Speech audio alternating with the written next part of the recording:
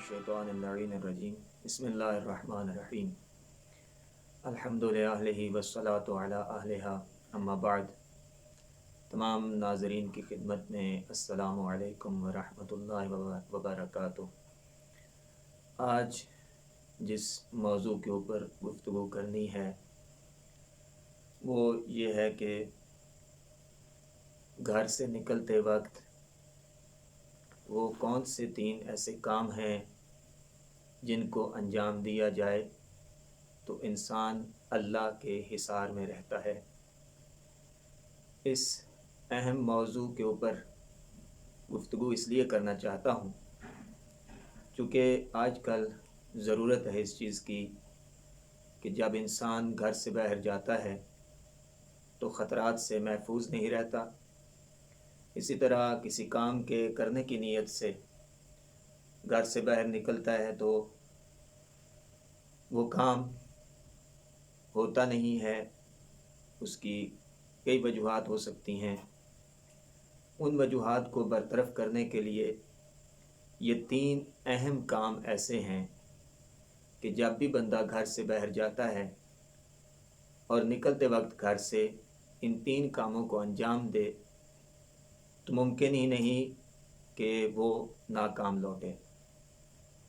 नाज़रीन गिराम, हमारी आज की गुफ्तगू में वो जो अहम 3 काम हैं वो इसलिए भी ज़रूरी हैं, चाहे कोई तालिब इल्म है, चाहे कोई किसी दफ्तर में काम करता है या कोई बेरोज़गार है, रोज़ी की तलाश में निकलता है, या किसी ऐसे शख्स को मिलने के लिए जाता है जिससे वो खौफ खाता है और उसको ख़तरा रहता है उससे महफूज रहने के लिए, या फिर दुश्मनों के ख़तरे से बचने के लिए। ये 3 ऐसे अहम काम हैं कि जो बंदा कर ले नाकाम भी नहीं होता, दुश्मनों के खौफ से भी महफूज रहता है और हर वक्त वो अल्लाह के हिसार में रहता है। नाज़रीन मोहतरम, जब आप घर से निकलें तो सबसे पहला काम जो करना है वो ये है कि अपना बायां पाँव बाहर रखें और अपना बायां पाँव बाहर रखते हुए कहें बिस्मिल्लाहिर्रहमानिर्रहीम। अब आप सोच रहे होंगे कि इतना आसान सा काम और उमूमन हर वक्त इस आयत की तिलावत की जाती है, ये तो आम सा और मुख्तसर सा अमल है, इसमें क्या रखा है।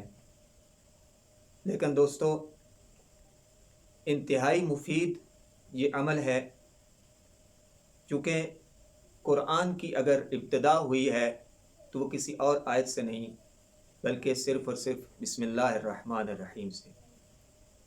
हर सूरत का जुज़ शुमार किया जाता है, ये आयत शुमार की जाती है। तो सबसे पहला काम जो करना है वो बिस्मिल्लाहिर्रहमानिर्रहीम।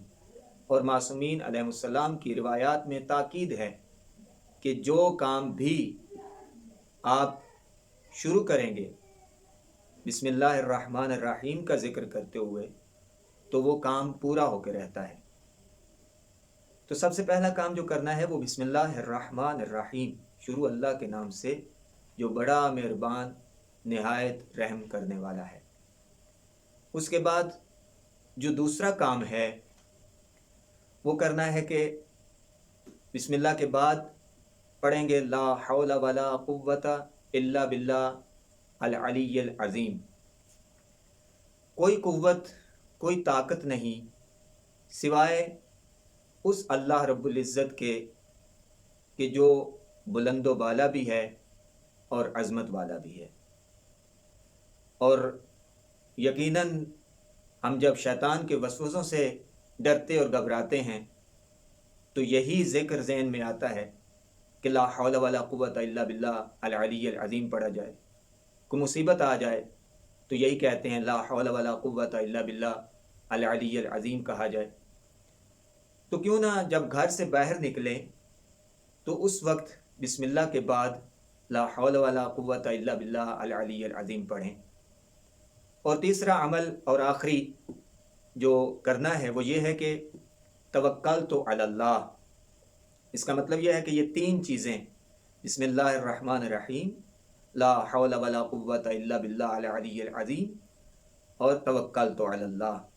अब ज़रा एक नज़र दौड़ाएं तो इन तीनों अज़कार में हमें इसमें आज़म नज़र आता है, और रिवायात में है कि सबसे बड़ा इसमें आज़म अल्लाह है, अल्लाह का नाम है कि जिसकी अज़मत और बुज़ुर्गी के सदक़े में जब इंसान अपनी ज़ुबान पे जारी करता है, अल्लाह रब्बुल इज़्ज़त उस इंसान को फ़रिश्तों के हिसार में करार देता है, और बंदा जब सुबह से निकलता है घर से और जब शाम को वापस लौटता है तो पूरी ज़िम्मेदारी के साथ सारी की सारी हिफाजत अल्लाह रब्बुल इज़्ज़त की होती है और इंसान फ़रिश्तों के हिसार में रहता है।